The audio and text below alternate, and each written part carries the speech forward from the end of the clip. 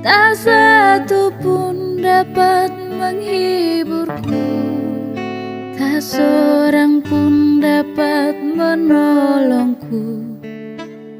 Hanya Yesus jawaban hidup. Shalom saudara sekalian, kita akan mendengarkan firman Tuhan yang akan diambil dari Ibrani pasal 11 ayat 24-27.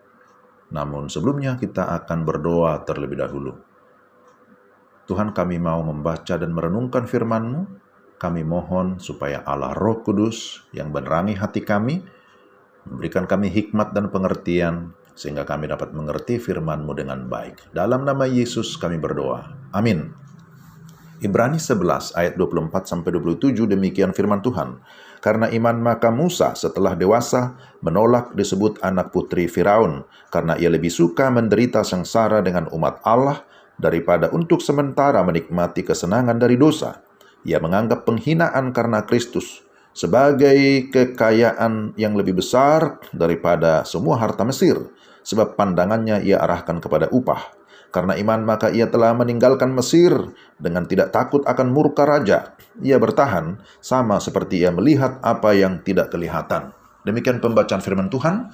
Tema kita adalah kunci mengalami kedamaian pikiran. Saudara, kita hidup di dunia yang penuh dengan ketegangan dan penuh dengan kekhawatiran atau keluhan.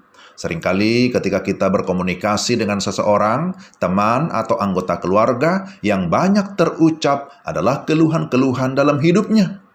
Ada ketegangan di keluarga, di tempat kerja, di tengah masyarakat, sehingga rasanya sulit mengambil keputusan untuk langkah yang tepat. Hal tersebut bisa, tanda kutip, merampok kedamaian pikiran. Banyak orang akhirnya mengalami tekanan darah tinggi dan serangan jantung karena kehilangan damai, karena mengalami stres. Dalam bacaan kita, Ibrani 11 ayat 24-27, disebutkan seorang tokoh iman yang terkenal, yakni Musa. Musa yang dari lahir sudah diperhadapkan dengan ketegangan, sampai masa muda di Mesir, hingga masa tua memimpin bangsa Israel, selalu berhadapan dengan ketegangan.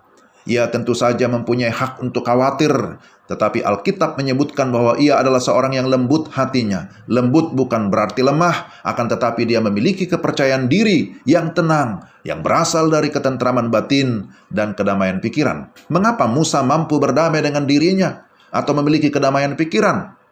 Mari kita perhatikan ada beberapa prinsip yang sangat penting. Pertama, dia mengenali diri dengan baik. Mengenali diri berkaitan dengan identitas atau status. Ayat 24 jelas menyatakan karena iman, maka Musa setelah dewasa menolak disebut sebagai anak putri Firaun.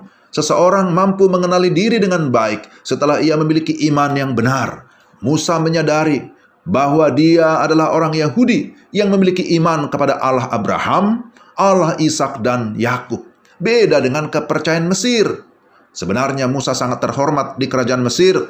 Dia bisa menetap di sana dengan kenyamanan di istana sebagai pangeran. Akan tetapi hal itu tidak mendatangkan kedamaian batin.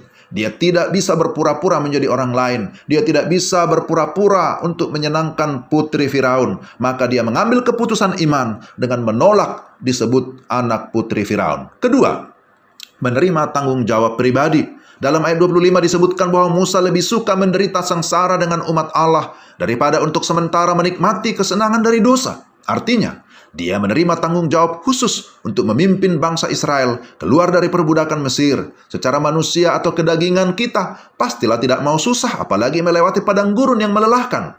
Akan tetapi, iman yang benar akan mengikuti keinginan atau kehendak Allah, mengikuti cara Allah. Menerima tanggung jawab juga menunjukkan adanya kedewasaan berpikir bahwa dia tidak lagi hidup untuk kesenangan diri sendiri. Jika kita menerima tanggung jawab dengan iman, maka di sana akan tetap ada kedamaian pikiran. Ketiga, mengetahui prioritas dalam hidup. Dalam ayat 26, ia menganggap penghinaan karena Kristus sebagai kekayaan yang lebih besar daripada semua harta Mesir, sebab pandangannya ia arahkan kepada upah. Ayat ini menunjukkan bahwa Musa memandang Kristus lebih utama dari segala sesuatu. Harta Mesir hanya bersifat temporal, hanya sementara, sedangkan iman kepada Kristus bersifat kekal. Maka pengabdian kepada Kristus yang adalah Raja yang kekal merupakan prioritas utama daripada mengabdi kepada Raja Firaun yang akan runtuh.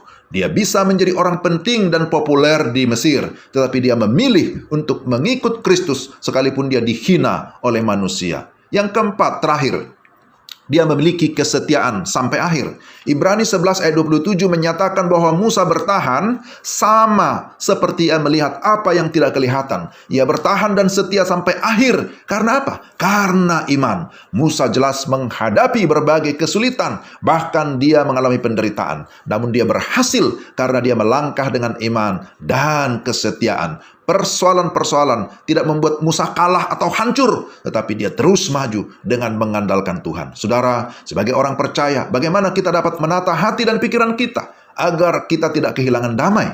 Mari kita belajar dari prinsip kehidupan Musa, bahwa dia mengenali diri dengan baik sebagai orang beriman. Dia orang bertanggung jawab, ia tahu prioritas, dan ia setia sampai akhir. Kita menghadapi banyak persoalan ataupun pergumulan saat ini. Namun sebagai orang Kristen, kita tidak boleh membiarkan persoalan atau pergumulan membuat kita tersungkur. Kecuali kita tersungkur untuk berdoa di hadapan Tuhan. Tersungkur di hadapan Tuhan akan membuat kita tetap dalam kedamaian pikiran. Kiranya Tuhan memberkati kita sekalian. Amin. Mari kita berdoa. Tuhan, terima kasih untuk firman-Mu. Kiranya Roh Kudus memberikan kami ketenangan batin, memberikan kami kedamaian, dan oleh firman yang sudah didengarkan, yang diperdengarkan, kami pun dapat sungguh-sungguh merasakan bahwa Tuhan itu mengasihi kami, dan karena Tuhan lebih utama daripada segala sesuatu. Terima kasih Tuhan, meteraikan firman-Mu dalam hati kami, dalam Yesus Kristus kami sudah berdoa. Amin.